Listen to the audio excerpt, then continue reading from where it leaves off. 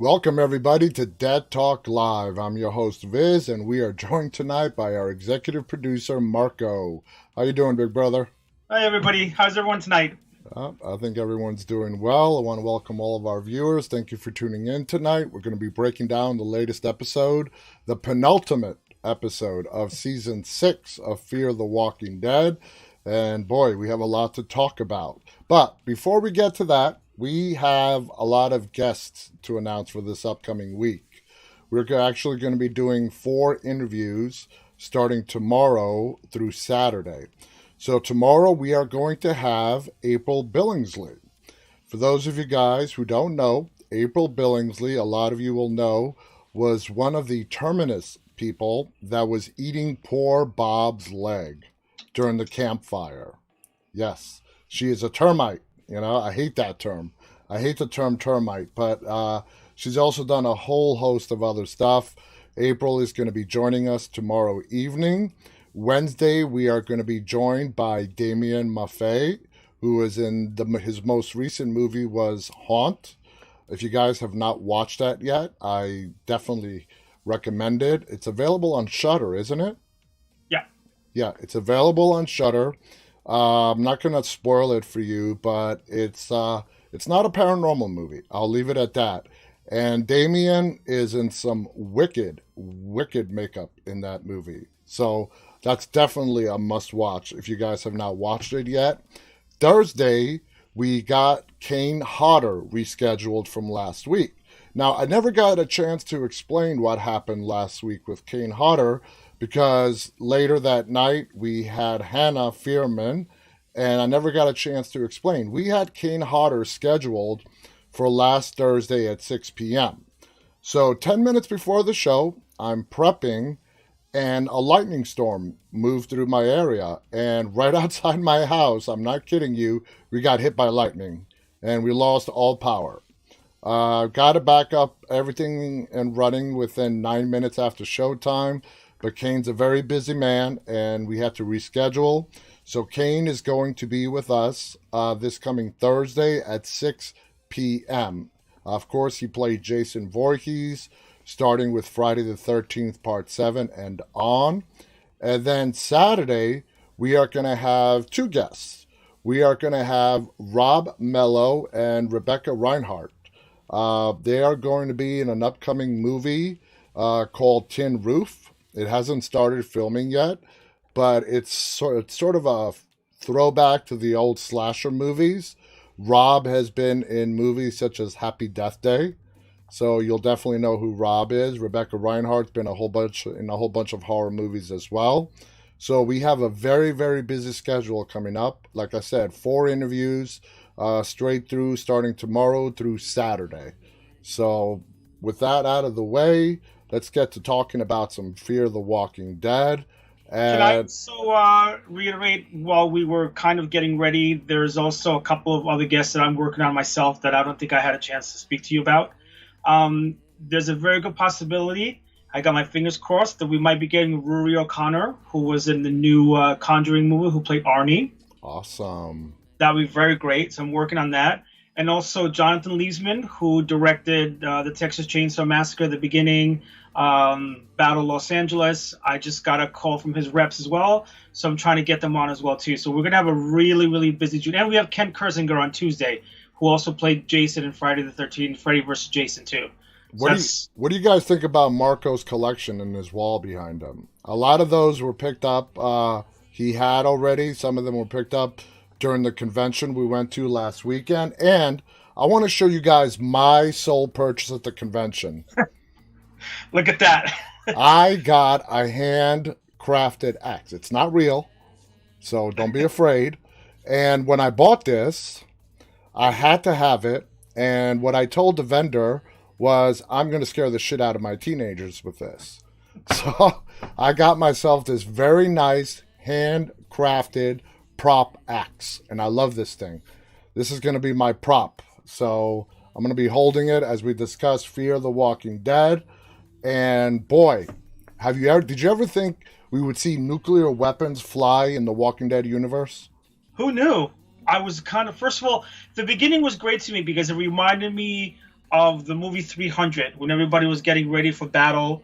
Morgan came out of the room, closing everything behind him, taking the team out to war. It had that very Greek tragic beginning to it as well. But yeah, that episode was a roller coaster ride. That episode. Oh, It man. was great. Two people stand out. Dakota and Strand. Yes. Okay, now Dakota, you can sort of give a pass. She's a very confused. She plays a 15-year-old girl. She's very influenced by, dominant figures in her life, male or female. Doesn't matter. But Strand, oh my God. I mean, Yeah, I can't figure him out. Even from season one, I can't figure him out. There were moments that I believe that he only thinks about himself, and then there's moments of weakness where you could tell that he genuinely cares about Alicia and Charlie and the group.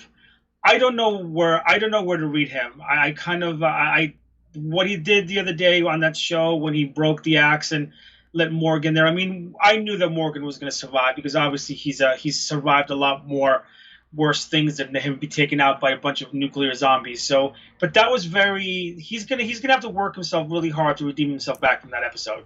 I That was a mean, very even in the earlier seasons of Fear, we all knew Strand was selfish. He was out for himself. But what he did to Morgan, wow, that's a whole new level of Strand. And yeah. even after Morgan came and saved his life, because Dakota was literally going to shoot him, no doubt about that. Yeah. And they're trying to get their way into that nuclear launch control room. And Morgan said he got all those magnetic keys from the dead sailors that Strand pushed him into.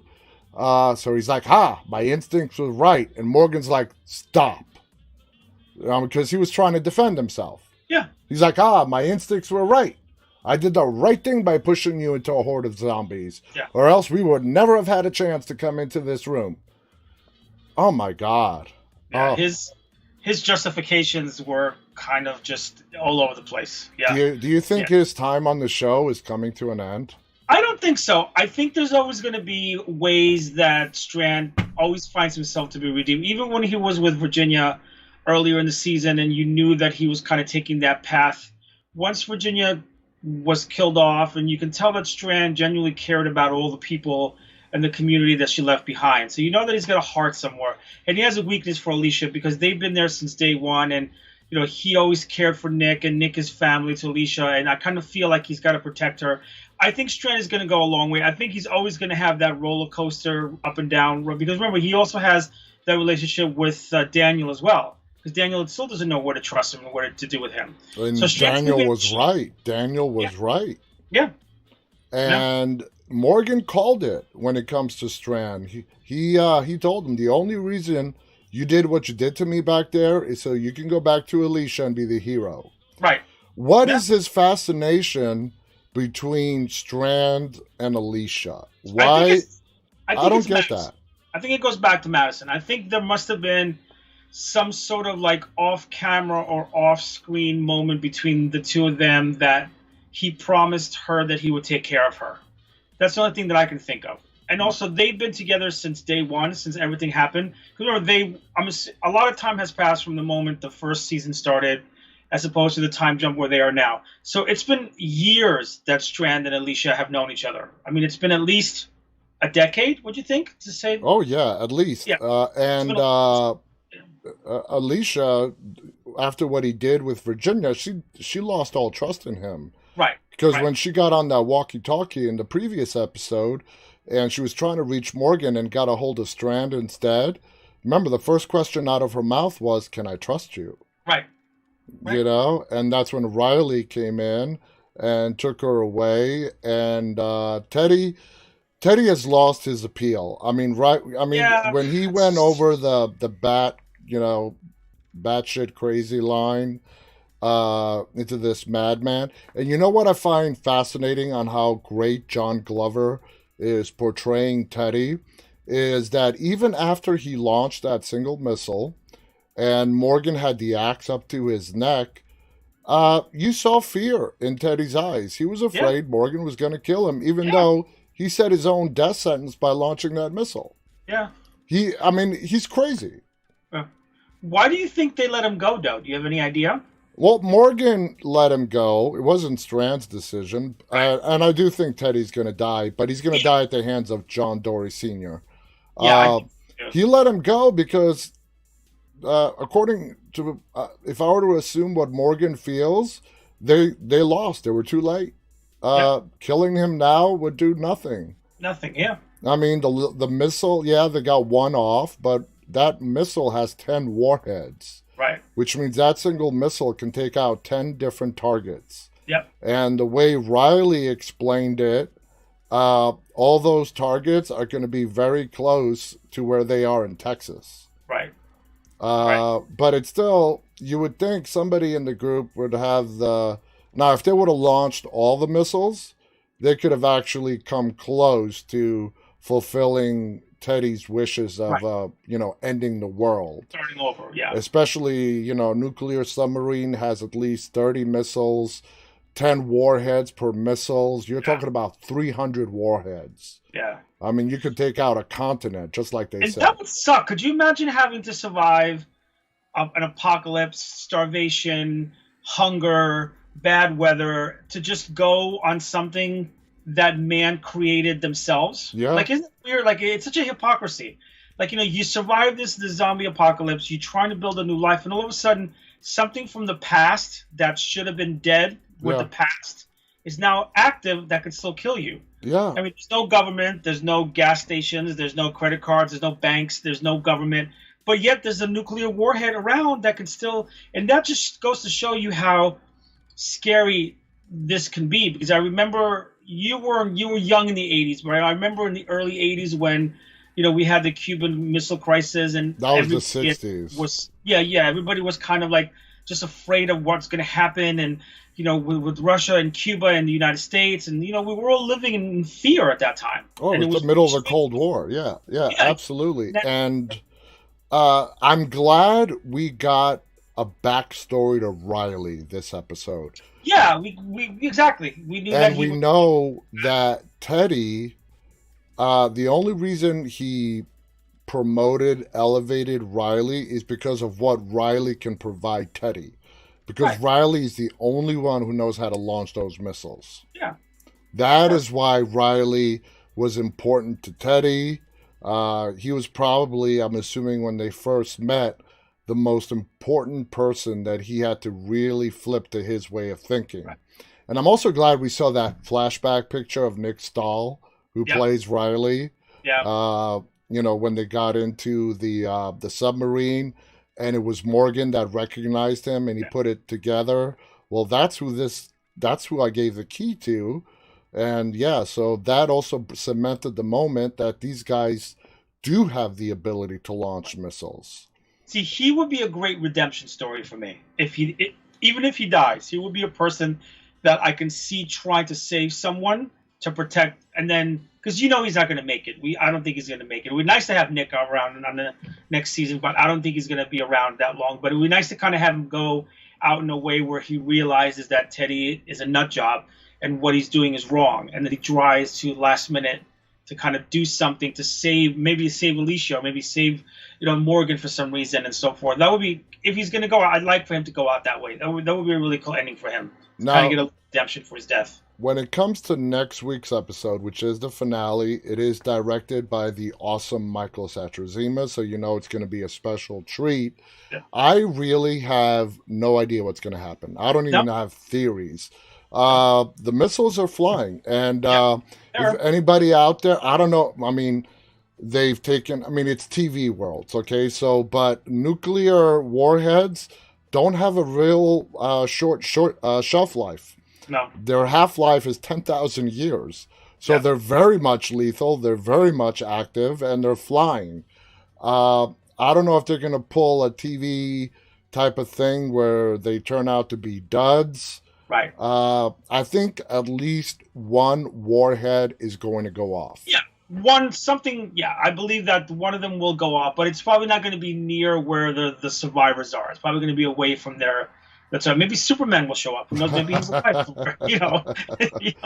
So who knows? You're right. TV is TV. It can be, and we can also expect an episode full of anticipation and then end without anything. And then we have to wait till next season to see where, like the premiere of season 7, to see where it's going to go. Yeah, It's one of those things. I think Teddy is. If I were to place bets, I think he's going to die in this Yeah. next episode. Now Riley could disappear, Right. like the governor did. Yeah. And they may bring him back. I think it'd be great to bring Nick Stahl back. Yeah, he was hush when we saw him Yeah. this weekend. He didn't say very much about it. No, Nick was awesome when we met him in person. Yeah. Such a nice guy and great to talk to. He was nice enough to give us an on-the-spot interview. But yeah, I could see him not dying. I could see him sort of disappearing in the mayhem of what is going to happen next week. And I'm serious. I really don't even have a theory as to what's going to happen next week. That's what's great about it. Yeah. It's always kind of let it go. Let it just see what happens and whatever happens. And sometimes the best episodes are the ones that give you the best surprises. So we'll see what happens. We probably will lose a couple of characters here and there. I have a feeling because there's never been a finale that I know, except for that one happy finale of The Walking Dead. I think it was season 9 when they were all in the snow playing. But for the most part, there's always been a tragic loss of a character in some kind of a finale episode. So we'll see what happens. I'm very interested to see what happens. I'm kind of torn about this, but I almost feel like they've been setting up, especially with the events of this past episode. I feel like Victor Coleman Domingo's time on the show may come to an end. I mean, it's a theory, but I think his redemption right now, the only way to that redemption would be for him to sacrifice himself in order to save everybody else. Great good. Yeah. Sacrifice for Alicia. Like, if he loves her and protects her, let him, do something like that for her. No, I agree. Because he did have sort of an awakening moment when Morgan told him, let him go. Just let him go. Yeah. And he just drops the axe and just leaves that control room. Morgan is there left alone. He's looking at the key. I don't know how they're going to do it with those missiles. Riley, there is a way, at least in real life, for the United States Navy military to, destroy nuclear weapons even after they've flown. Right. Morgan asked him to stop and how much time, and Riley said not enough. Not enough, which is not true. I think Morgan gave up too easily on him. But what do you use for leverage on the guy? You have no leverage. There's nothing. I mean, there's nothing. That's why they, Morgan said to let him go. There's not much he can do. I mean, if he's going to be if it's the end of the world, he's going to be part. He can't hide anywhere that he knows of that's going to happen. So it just. There's no leverage. He was. No. I mean, what leverage do you use against someone who's already committed to dying for Teddy's cause? Yeah. There's nothing. Oh. So let's switch over to Dakota. Now, wow. When we had Zoe Colletti on this show and The Path. Now, if you remember back then, I even said this to her as well. Zoe Colletti is who plays Dakota. I go to her, I'm not completely sold on how trustworthy Dakota is. Right. And it proved to be right. She did want her sister out of the way. And she is a product of growing up in the zombie apocalypse. Right. So to her, life is precious is really a strange concept. Right. And Teddy's way of thinking, that's why she so easily falls into it, believes in it. So what are they going to do with her? What would you guess would be, what are they going to do with Zoe? What are they going to do with Dakota's character? That's a very good. I think what they're going to do is they're probably going to keep, if everything works out and the missiles don't go off, they're definitely going to contain her somewhere just to kind of figure out what to do with her. Because you're right, she's 15 years old. So there's no way that I see anybody killing her 15-year-old child. No. They might decide to send her off on her own. They might have her say, you know what, you can't stay here anymore. You have to go. Yeah. that you just leave, like they did with who they they did that with a lot of characters, and even on The Walking Dead they did with a lot of characters. They're like, Yeah. just go. I mean, Daryl did that with Dwight. It's like, just go, just get out of here. I never want to see you again. But I don't know her. That's what makes her storyline so good next season, because here you have a young actress that's right on the cusp of having a great redemption or actually being a great villain. So it's kind of cool for like Zoe anticipating what her character is going to be next season, because I don't think she's dying. She's definitely I going don't to come think back. she's dying either. No, No, she's no. definitely going to come back. And it's but also, so you got to remember, two of the teenagers on that show killed off two fan favorite characters in Nick and also in John. But Charlie, played by Alexa Nissenson, she was a lot younger Mm-hmm. than Dakota, who's 15, I believe. Charlie was probably like around 11 or 12, 10. 11, 12, Yeah, yeah. yeah. And she shot him out of pure emotion. She was Yeah, just upset that Nick killed the man that was taking care of her at the moment. And she felt legitimate guilt right, afterwards. right. Dakota has not shown any real No, remorse. she hasn't shown remorse yet. She No, still believes that what she did was the right thing, and that's what needed to be done. And she doesn't believe that there's any consequences for her actions, as exactly. opposed to Charlie, where it took her a long time for, like, especially that episode where Alicia and her were during the hurricane and the storm. That Yeah, was the episode that the two of them kind of like, okay, you know what? I forgive you. And forgiveness is not about the other person; it's about yourself. So for Alicia to forgive her, like, I could forgive somebody who shoots you. That's me. I'm sorry. I don't know how old you are, but some people are better, and I guess she felt that at that time she needed to save Charlie's life, and by saving Charlie's life, she needed to forgive her so that she has a reason to move on.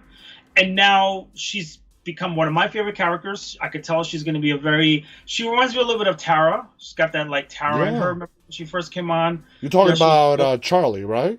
right, Charlie. Yeah, Yeah, she's yeah. got a little bit. She runs a little bit of Tara. She's got that little spunkiness to her, but is definitely courageous enough to kind of pick up a knife and pick up a gun and go there and fight and kind of protect herself and her friend, her family. So I'm very curious to see how Dakota's going to move next. I think the writers are going to come up with a really good storyline for her, but she definitely will be redeemed. But I think it's going to be a while until that happens. Now, moving on again to next week's episode. This episode that just ended yesterday, we got to see really one set of characters. Morgan, Strand were the two main ones.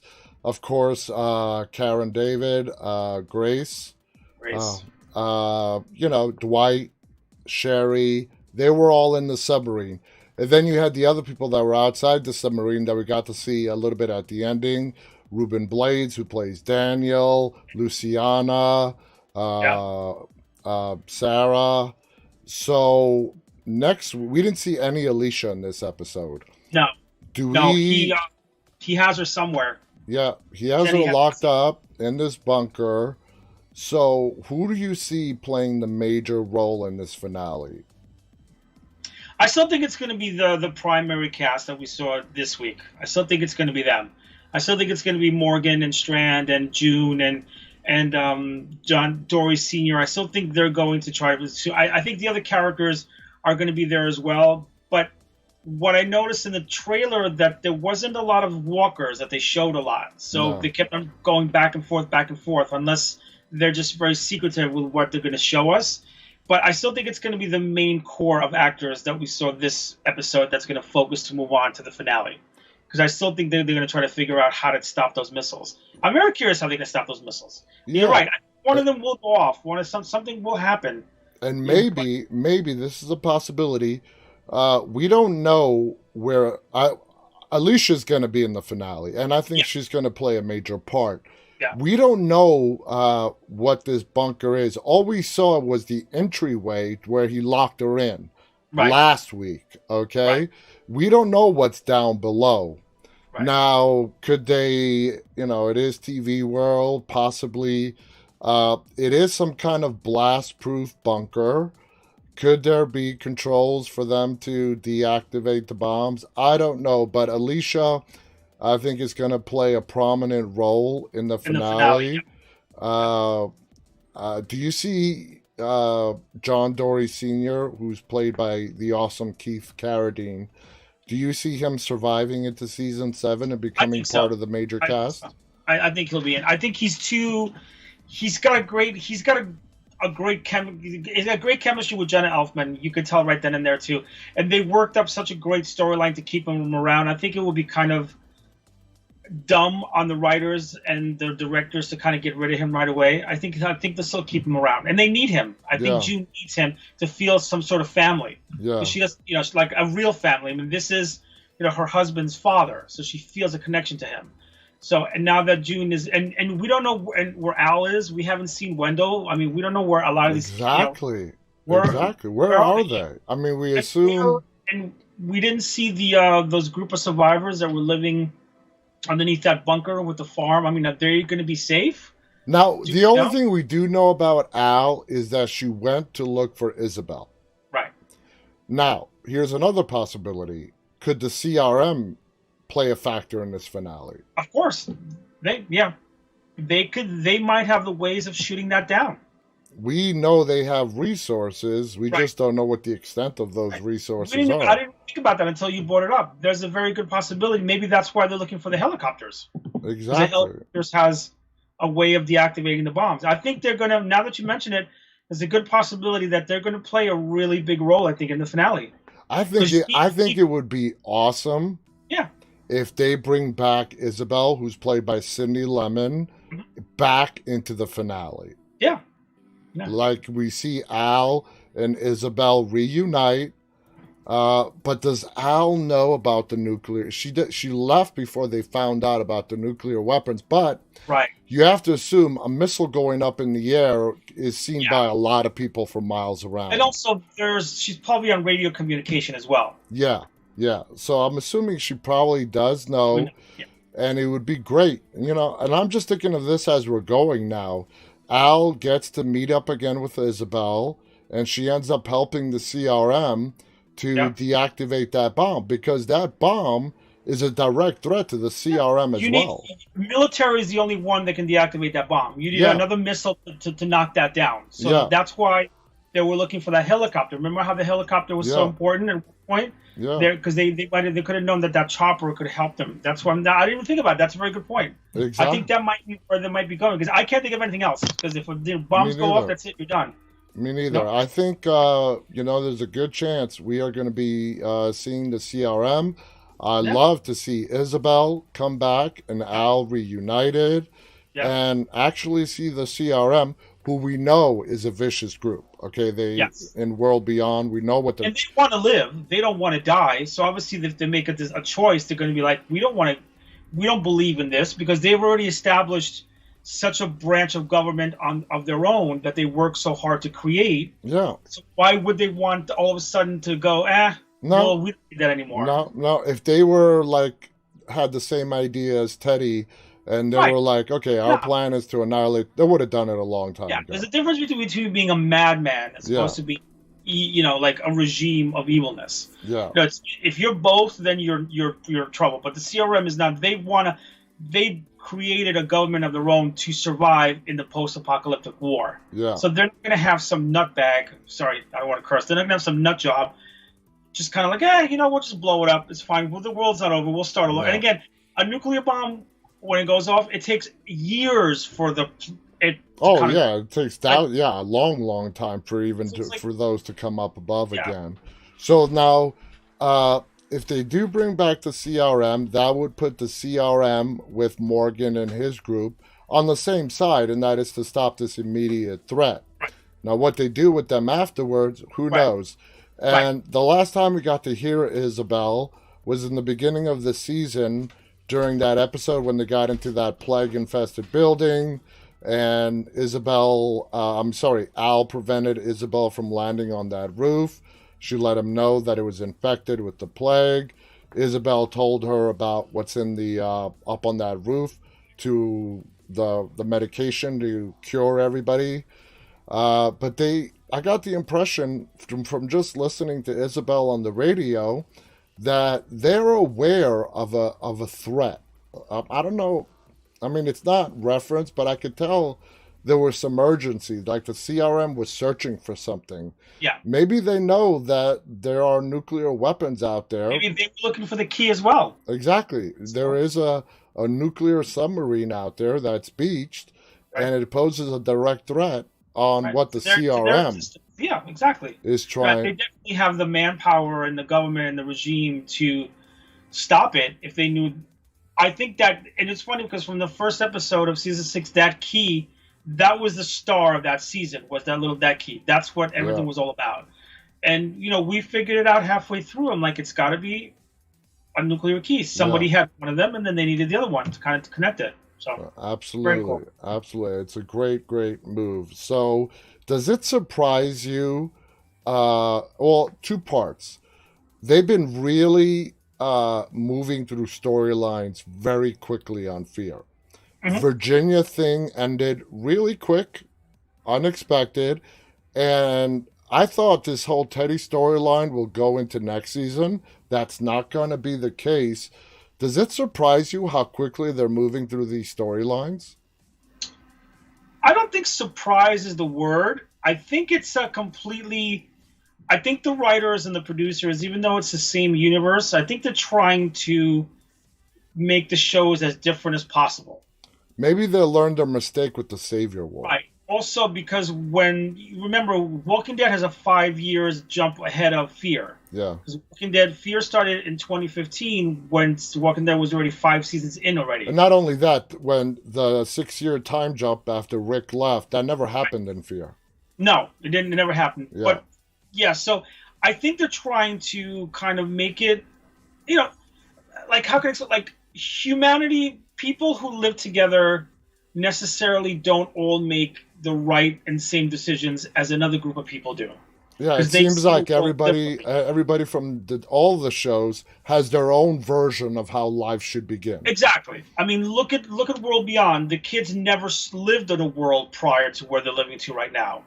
So you and I know popcorn and movies and television and Wi-Fi. These kids don't know any of that stuff. No. So when they first go out, when Iris and her sister go out into the world and they see their first walker, it's kind of like seeing the Loch Ness Monster. Yeah. You hear about it, but you never get to see it.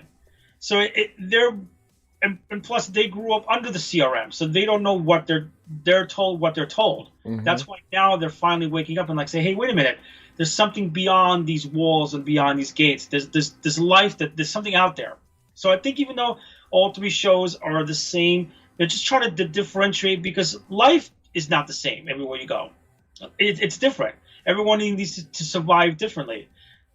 Like going back to The Walking Dead, we have the communities, we have Alexandria, we have the Kingdom, we had Hilltop, all different, trying to survive and the way they know how to. And remember, if you think back, the group probably would have never left Georgia if Eugene didn't come up with the idea of having a cure for the virus. Yeah, it's true. Think about that. They would have found a way to live in Georgia. Yeah. They would have moved someplace else, but there's no reason for them to try anywhere else. There's no one saying, by the way, let's go to DC. Yeah. No one thought about that. Same thing with Fear. Fear was started in California, but the thing is, what was great about that show, and it was funny because I was watching a little clips of the first season today. I was just kind of bouncing around, and it's such a brilliant show if you watch it, because what I love about zombie films and series is the beginning of the chaos. Yeah. That's what people do when they don't know what it is. Yeah.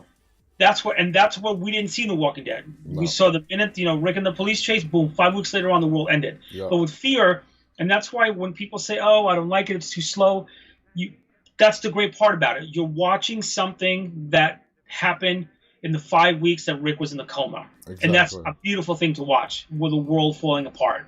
Like Tobias said, when governments fall, they fall fast. Mm-hmm. And the fact that it happened in Los Angeles was great because it's such a vast city. It could have happened in New York or Chicago.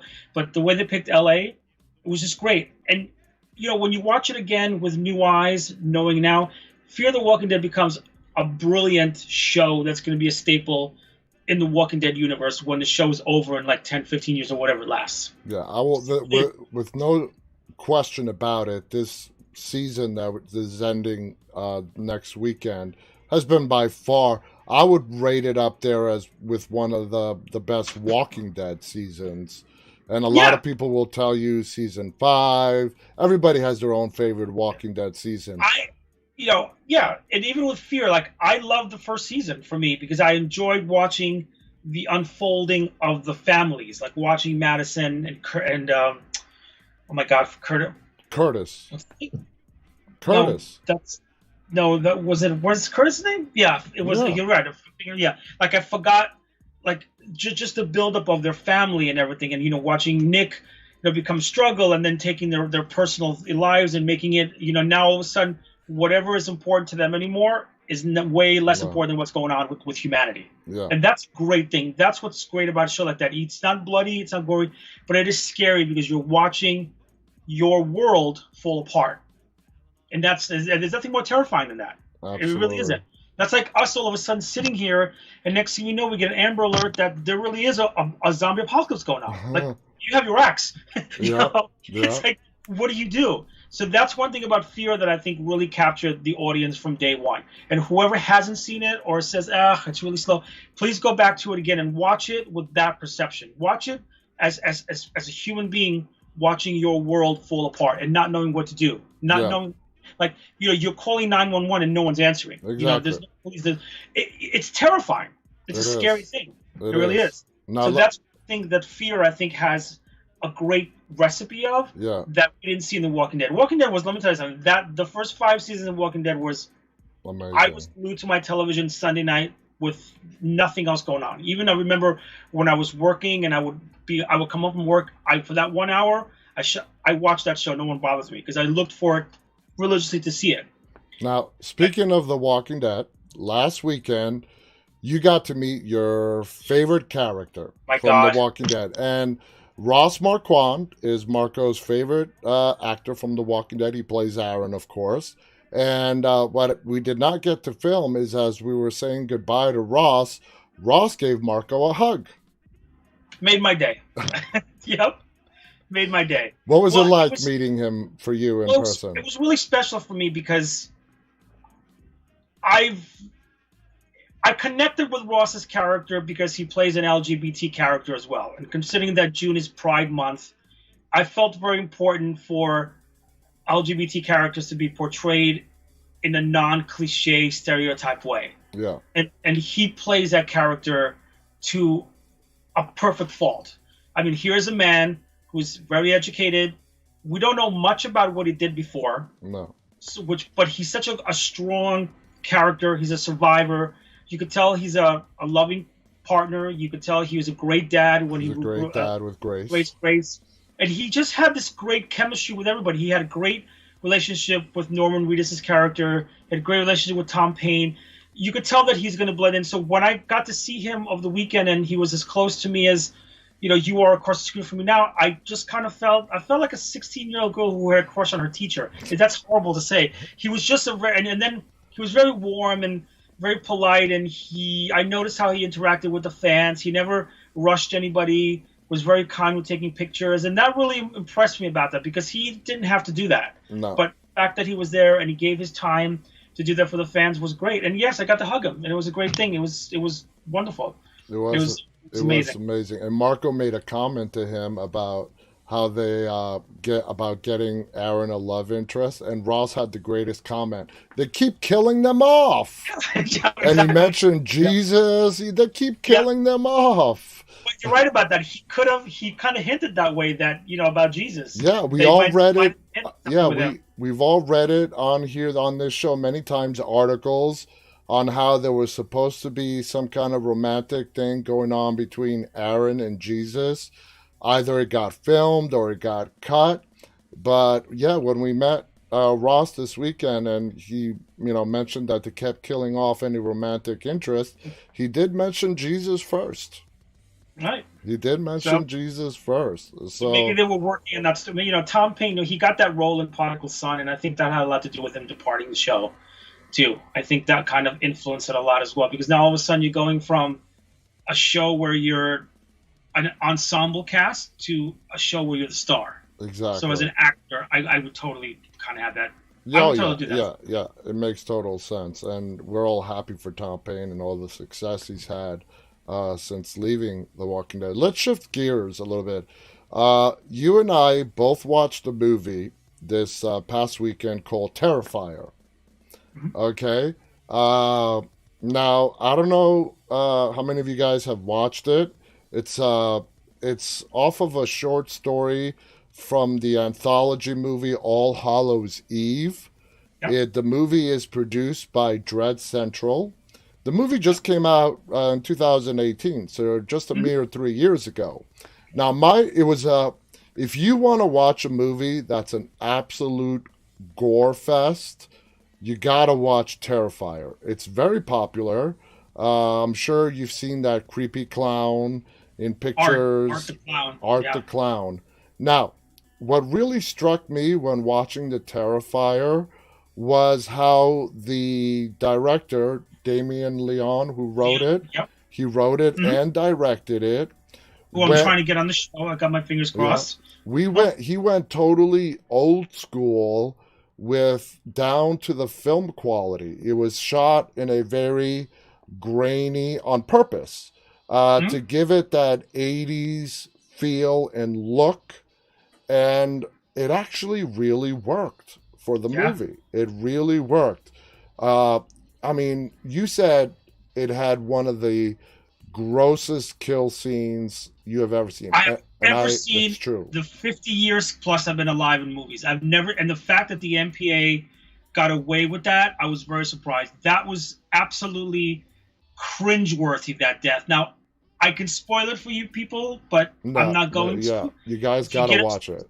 it, it's just so, you'll know exactly what scene it is when you're up to it, but it was so, I was sitting there like, how are they getting away with this on Yeah, film? It was just amazing. yeah, But the movie was very scary. It was really, really done very well. I was sitting there and I'm like, wow. So I saw elements of Saw, I saw elements of Wrong Turn, I saw elements of It. There's so many elements of horror movies, but yet art him. And also, if you watch the beginning of the film, watch it carefully, and then watch the end very carefully because the both of them sing together. That I kind of went, oh, I get it. yeah, You know what I mean, right? Yeah. yeah. I also read that. Colette wants to know. We watched it on Vudu, but do you know if it's streaming anywhere, or is it just Um, available for rent or buying? I think I it's think it's a, available. I, but Colette, you could I think it's definitely available for rent or buying on any like Vudu, it's a Fandango cheap rent, Now, $3. Amazon Prime. I don't think it's available for streaming like on Shutter yet, but don't quote me on that. Yeah. So I mean, like I said, if you guys are into the gore, for me, gore doesn't bother me. Yes, I love a good gory movie, but I like it to have not see how can I explain? Like I love a good gory movie that makes sense. Like yeah. this makes sense to me because you know nothing about art's history. Mm-hmm. And remember that one scene with the homeless woman? Yes. Because and then all of a sudden he's I don't want to say it, but he puts on something that scared the crap out of me. You know what I'm Yeah. talking about? The Yeah. hair. No, you It could was say it. He puts on a skin suit. yeah, it was absolutely it was terrifying. That's exactly what the movie was called. It is so good that I can't talk much about it. That's why I'm dying to get Damien on the show and ask him, dude, what the f were you thinking of doing? And he's also making a sequel. It's Yeah. actually production. So I That will be movie did very, very well. It very did very well, That's very why popular. see it. And you think the clown from It is scary? This clown, oh man, he blows Well, every other scary clown you out of the know what the water. folklore about clowns are? No. Uh, it's a Norwegian word for clune. And what happened was, according to the folklore, there was a group of expeditioners that were hiking the mountains of Norway during the winter. And what happened was an avalanche had caved them into a cave. And what they did they lived there for so long that their skin got white and they had to file their teeth up against the rocks so that they can eat all of the animals that they could possibly catch. So clowns are not funny. They're terrifying beings. But of course, through the passing of time, we made fun and so forth. But clowns are very. I hate clowns. No disrespect as a clown. They're not funny. They're annoying. They terrify the crap out of me. But that particular that actor who's actually going to be in the convention in September, I think in Atlantic City, and he's going to be there. And so are the three girls, which is going to be great. The three lead stars. So definitely want to kind of work on that and get him on. But that actor who played him, we talk about the director, but he was brilliant in that role because he's a tall, thin, lanky man that you think is funny and cute, but then you're like, dude, he's crazy. He's just flat out nuts. Yeah, there's no motive to his motive. And that's what's scary. It's like Michael Myers. There's no motive to your killings. No. That's nothing. He kills this guy on Terrifier, kills indiscriminately in a very horrific way. Yeah. He puts any kills you have seen from Michael Myers, Jason Voorhees, Freddy Krueger to shame. Turn everybody. Yeah, exactly. And just to give you a little spoiler, as opposed to all the other slasher movies, you don't see it that much, but this killer is not afraid to use a gun either. No. No. He's an exactly. Everything he uses is everybody uses. Yeah. So that was a great film that we saw. And we both saw The Conjuring. Yeah, I wanted to talk about that next. Now, I just want to say I did watch The Conjuring right as it came out, June 4th.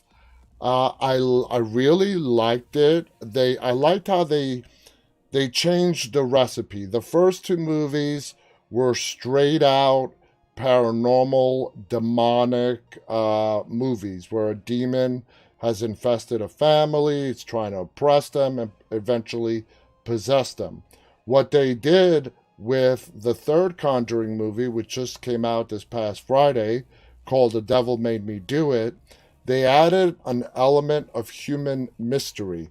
And what I'm talking about human mystery is the Warrens actually have a mystery because it's not actually a pure, straight up demonic haunting. It's a curse. It's a curse that was brought upon by a human living person. So on top of all the normal scares that you get with all the Conjuring movies, I like the fact that they added this mystery element to it as opposed to following the same recipe that they followed in the first two movies. I'm not saying it was my favorite by far. No. I agree with you. The first one is still my favorite. I love the second one. I love the third one as well. They each have a very special place. But what did you think about the opening 15-minute exorcism scene in The Conjuring? That was, first of all, that little boy who played David is amazing.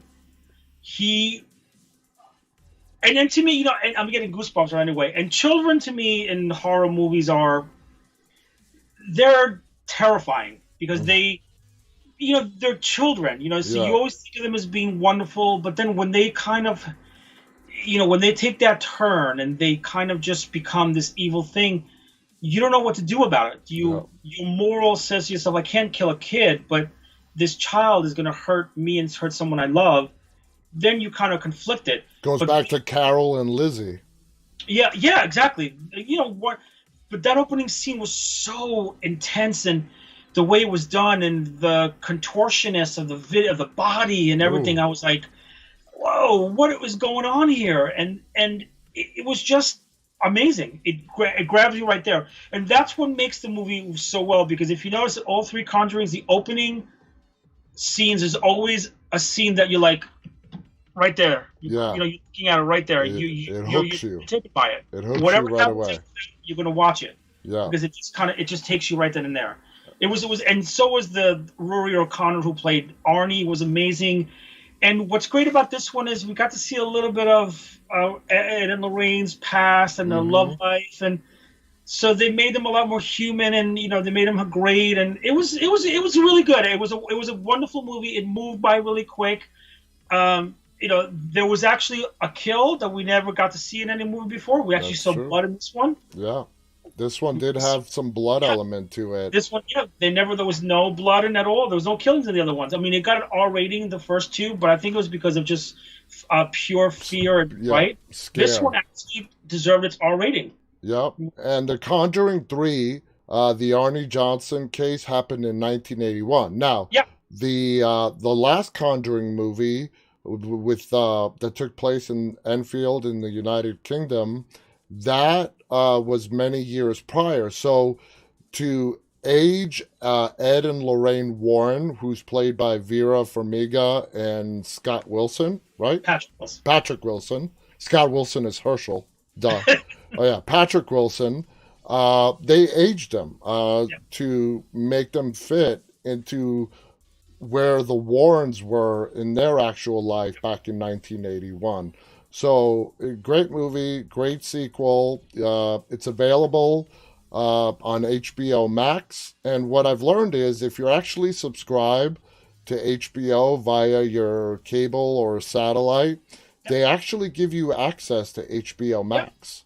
And So, now every single Warner Brothers movie that gets released in theaters goes to HBO Max the same day. exactly. And So for the every, first every 30 DC movie days, that comes out, every DC movie now that comes out, DC Universe, like the Batman or the new any Suicide Squad movies, once it hits theaters, it'll go on HBO Max. So that's a great thing as well. And I also happen to see Spiral as well, which you haven't seen. I haven't seen that yet. Another gory film, but very well done. Whoever has seen it will know all about it. Big twists, and I applaud Chris Rock for taking a role on that because you always see him as a comedic actor. I didn't see him that way in this film. He was the cop at the issues.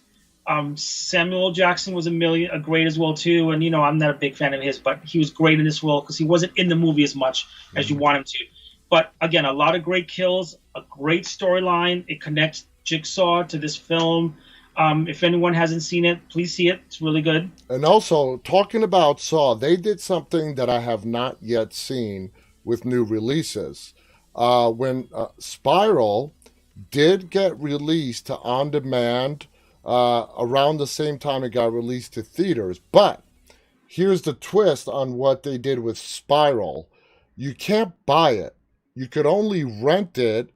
And the cost for renting it for 48 hours is $20. Which I did. Yes. But I would have went to the movies and paid for it anyway. Exactly. So it's fine. Exactly. So to me, it would have been a big deal. So I wanted to see it. I don't know if I'm sort of torn. I don't know if that's a good idea, but they are trying different stuff. Yeah. Since not every theater is nowhere near coming back to full capacity.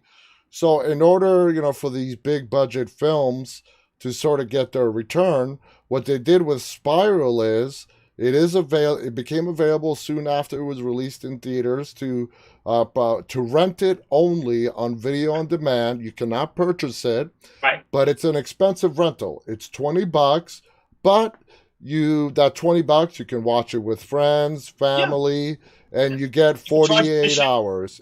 Yeah, You charge $5 from your friends, you make it back. Yeah. So, exactly.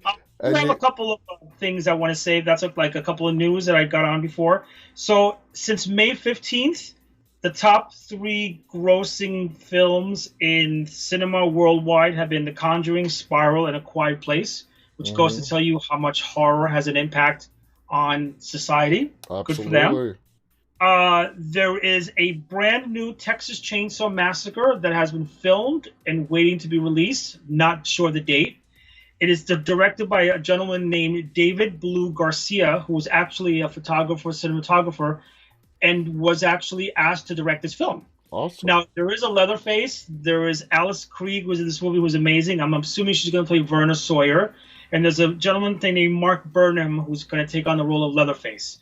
What's good about it is there's a character named Sally Hardesty. Now, Sally was the original Sally from the first Texas Chainsaw Massacre. But this actress is older. So I think they're going to do a reboot of the film. But as a massive Texas Chainsaw Massacre fan I am, who I love, cannot wait to see this movie. And Fede Alvarez, who directed Evil Dead, which is one of my favorite remakes of all time, produced it. So the gore value is going to be there. It's going to be a great film. I can't wait for that to come out. As far as anything else is concerned, just keep on watching horror movies. But that just goes to show you that the top 3 movies to come out recently are all in the horror Yep. realm. Yep. Since May 15th, so it's going on a month now Yep. that they're going to be up there. A Quiet Place, I'm dying to see. I hear it got great reviews. And again, I applaud John Krasinski for directing it. He did a Yep. great job with the first one. Alien movies, that's a movie that you can put under horror as opposed to alien sci-fi, because the horror of it is there's no people left in the world. You're dealing with Exactly. yourself trying to survive. I think And that's just one of those true sci-fi horror films. exactly. Yeah. It could be one of those like Alien. Alien could be a horror sci-fi film, but definitely something that I think Aliens is more of a sci-fi action film as opposed to a horror movie. Yeah. But I do think that Alien is more of a horror film because Yeah. it isolates the characters and it kind of makes you up against the monster. Yep. And All right. another thing again, and I'll stop talking because you know me, I love to chat. There's another great film called The Prodigy. If you guys we're talking about children in horror films. This one is also excellent. I advise to see it. It stars Taylor Schilling from Orange is the New Black. She plays a mom who has a child, and the child actually is born the same day that a serial killer is killed. Oh, I can see where that's going. So again, a great film. And the little boy who plays, I don't know his character's name, was actually the boy who played in It, the little brother. What's his name? I don't remember. I can't remember his name. Well, it's okay. It's all right. Anyway, we are out of time. Guys, thank you so much for tuning in tomorrow. Tune in 9:30 p.m. Eastern for our special guest, April Billingsley. April is, she ate Bob's leg. Anyway, April, who's been in a bunch of stuff, is going to be our special guest tomorrow night at 9:30 p.m. We have a whole host of guests coming up this week. Thank you so much, Marko, for joining me. Guys, thank you so much. Always a blast. Can't wait to Yep. do it again. Absolutely. And don't forget to watch the Fear the Walking Dead finale that's coming up on Sunday, this coming Sunday. Till tomorrow, guys, stay safe and stay walking. Good night. Good night, everyone. Bye-bye.